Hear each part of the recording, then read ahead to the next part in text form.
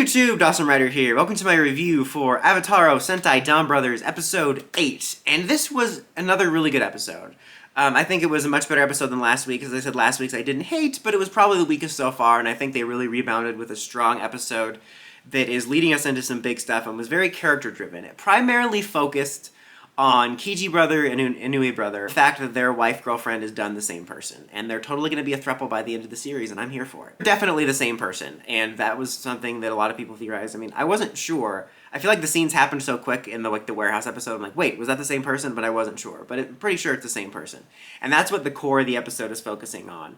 Kiji Brother runs into Inui Brother at a cafe. We focus a little bit on him at the beginning of getting his haircut from his wife, and like he's just so grateful he's with her. Like I feel like that's every one of their scenes so far is like a sweet moment with them, and then him just being so grateful to be with her and highlighting how important she is to him. That's something that I think is definitely important for the storyline, but something that I think they've done a good job is in a pretty short amount of episodes, I really do feel the connection and the importance of that relationship. He's at this cafe where he runs into Inui Brother, who is there after he saves the villain girl from being harassed by this guy, because she's still going around trying to figure out love. And she's effectively going up to people being like, look, I'm hot. You're going to tell me you love me, and I want to see how I feel about it. And that's what happens, except this guy's like, look, I'm a douchebag. I'm wearing this weird cheetah jacket. I'm going to harass you. And then Inui Brother stops it and then walks away. And then she talks to him and says, like, look, I'm hot. Don't you love me? He's like, no, I love this other girl.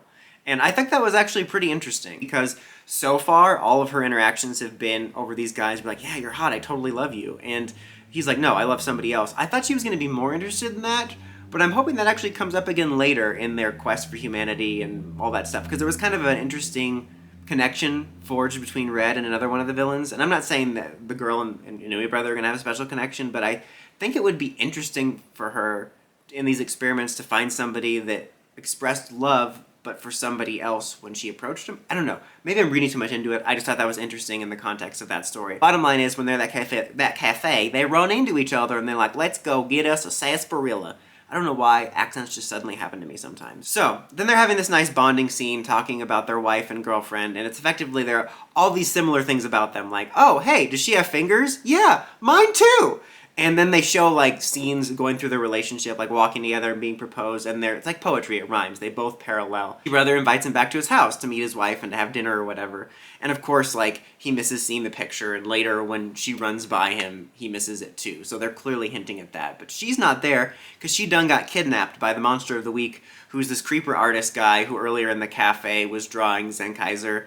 And it's funny because Oni's sister thinks, oh, you're a creeper, you're drawing me, don't do that. And then when she sees he's drawing Zenkaiser, she's like, why aren't you drawing me? He's trying to find the perfect muse, and he kidnaps her, and she winds up freeing herself because she's like, oh, I'm gonna give you a haircut. And she cuts off his long hair and then uses it to tie him up and escapes. And that was a really cool scene for her, and I think really a hint at her character. I'm so curious, like, about her.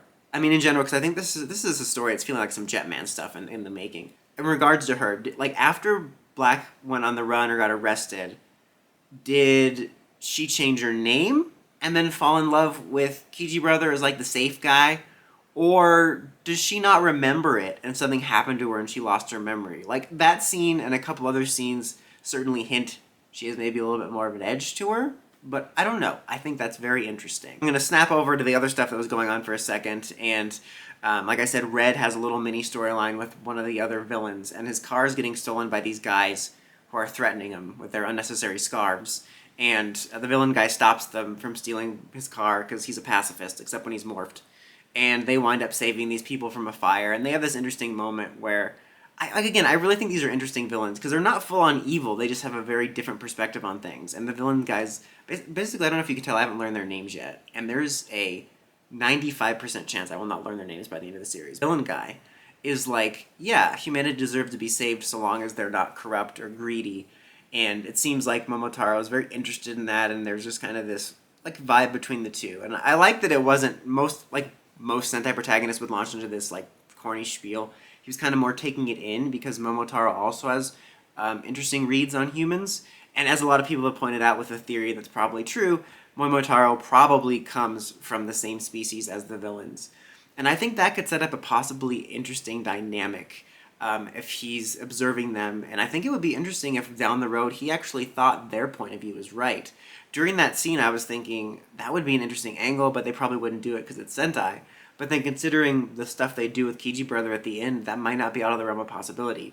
I feel it's a foregone conclusion that he'll eventually become more classic Sentai and his team will help him, like, be more normal, I guess. But I think it would be an interesting angle to explore if he saw the value and the point of view of the villains, especially once he finds out he's one of them, if he's one of them. Anyway, into the episode fight. Kiji Brother's wife runs into him after she escapes and she faints, and he covers, like, literally just her waist with a jacket. Like, she's, okay, yeah, I guess just her waist is cold. Anyway, he morphs. He's super amped up. The other Rangers all arrive. The villain guy arrives on the scene to fight, too. On a superficial note, we do debut the Ryusoulger altar, you know, the little mini form. Definitely my favorite altar so far. I think its altar form looks the coolest. It's kind of like what I talked about in my review, how I would have rather them been like little mini mecha forms of each season, rather than Zyuohgers and Tokyugers, which feel like these fugly hodgepodges. This one actually looks pretty cool. Other superficial note, during the fight, he does a bunch of random quick not Gokai changes, no Kai changes, which is pretty fun. He goes Pat Ranger, Lupin Ranger, Tokyuger, Zyuohger. It was a fun little fight. But the most important thing happens is Momotaro is about to take out the monster in, like, the safe way to take out the monster, which would presumably lead to a mech fight. You know, oh, the guy's saved. But Kiji Brother stops him, which opens up the possibility of the villain taking out the monster, which sends him into the Phantom Zone deletion scene. And initially I was confused. I was like, oh wait, did he do that because Kiji Brother wanted to take him out himself? But then I realized that, at least I think what they're hinting at, is that Kiji Brother wanted the villain to take him out because he wanted the guy dead, which is dark, especially at the end when he's, like, eating with his wife at the end or whatever, and he's like, I would do anything to protect her.